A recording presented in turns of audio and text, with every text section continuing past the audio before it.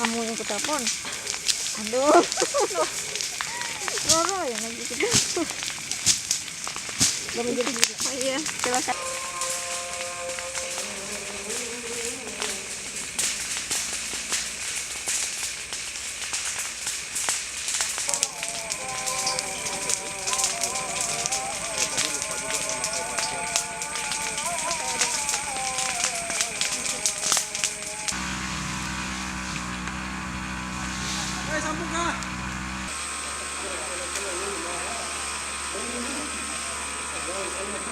So right now I'm in Palangkaraya, Central Kalimantan, specifically on Yosudarso Street. As you can see behind me, this is what left after the fire burning in this place. And actually, yesterday also there were about 4 hotspots, 4 areas that getting burned as well. Because yesterday Roro and I, we tried to do survey around Palangkaraya city to record also to get some footage of the fire that happening, and we were like quite surprised because we found a 4 area and no one get there to extinguish the fire because the limitations also of the manpower and also the machines. So like today we just got the report this afternoon. There is a fire in this area, Yosudarso Street, and this is in the city. This is in the city, and just nearby the houses of the peoples, and also some flower gardens, and also even some pig cage over there. So they have to evacuate the pigs because the fire almost burned their cage. So this is actually I want to say unbelievable, but yeah, this is what happened for 21 years in Central Kalimantan. And now we're still in August. This is still August, and looking back at haze 2015, the fire started at the end of July, and then just getting worse. The haze just getting worse until October, and we're still in August, but we already have like about 3-5 hotspots, and it's not the small hotspot, but the big hotspots, a big fire. So actually I'm a bit worried about this because like in 2015 the haze getting worse, and the air turned to be yellow, and the people were suffocated.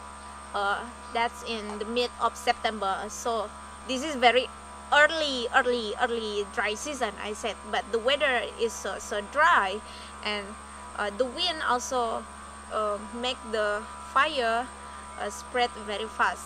And like I just talked to the head, to the chief of the team here, and they already stopped the fire here, but they have to make sure that there is no fire burning under the ground, and they have to do blocking, you know, like pouring the waters around the areas, because that's how we extinguish the fire in the pitland area. You cannot just pouring the water into the fire, but you have to make sure that the area around the fire getting wet, so the fire will not spread. And he just received the report again that the locations that they extinguished, that they tried to save last night, you know, like last night on Geobo Street. It's not so far from here, it's quite near from here. There was a big fire, and it's about 8 hours, 8 or 10 hours they tried to stop the fire and make sure that all the fire already stopped, including the fire under the grounds. But he just received the report that the fire start again, appear again in the area. So now they are splitting the team. So one team will stay here to make sure that this area is safe, and another team will go to Geobo Street to stop the fire over there. So I'm not sure if tomorrow everything will be okay. Maybe tomorrow we can find more hotspots. I don't know, but this is the situations that happen right now, and I think this is the time for us to really care about this and really aware, because as long as I remember, since 2015 we entered the 2016 and then 17, so everyone just like start to forget about what happened 3 years before. Everyone start to stop talking about the haze stop talking about the fire preventions and stop talking about the health protections. But now, after I think like 3 years, it start again. So everyone should be aware of this, and everyone should take an actions. I think so. Whether it is the government, whether it is the firefighter teams, or also the people, the communities, even the young people or the villagers, yeah, everyone has to be aware of this. I think so. Yeah. Just one thing. Yeah. What is the real reason behind this recurring fire? Yeah, what is the real reason? I just had the conversations also with the head of the firefighter teams when we talk about who start the fire, and this is the most common questions that people will ask to us: who start the fire? Some people will blame the villagers, some people will blame the farmers, some people will blame every irresponsible person that maybe like throw away the cigarette, just like in the dry season, and then start the fire. And some people also, especially NGOs, will say, oh, that's the fault of the companies. Yeah. And I asked the same question also to the head of the firefighters team. What does he think about the hotspots, like about hundreds hotspots that spread in the area of palm oil concessions? Because it's true, like here in this area, okay, this is not palm oil concessions, or we know this is because of dry season, or maybe like some people just throw the cigarette, or maybe plan to open plantations here, but I'm not sure that someone will open the plantations here. But what happened in other areas, in other regencies, like Pulang Pisau, and then also in Kapuas Hulu, in Kota Waringin Barat, yeah, the hotspots spread out in the concession area. So it's real. I mean, like it's real that it's happened there. And I asked him,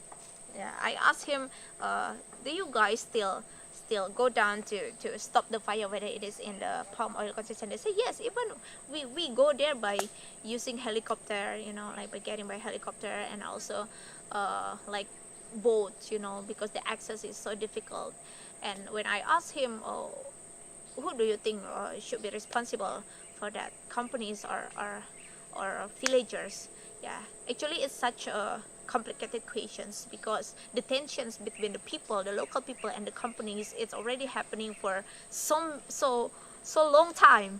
Yeah. And the tensions about who start the fire is only one of the conflicts that happen. Yeah, like I said, I heard so many stories that the villagers own their rubber gardens and their land, and they do not want to sell to the companies, and then suddenly the fire just happened and it burns all what belongs to them. And then just a week after that, people from companies, palm oil companies, will come and, hey, we want to buy your land. And because the villagers do not have any options, they have to sell their land. Yeah. And it's really happening. But in other areas, also,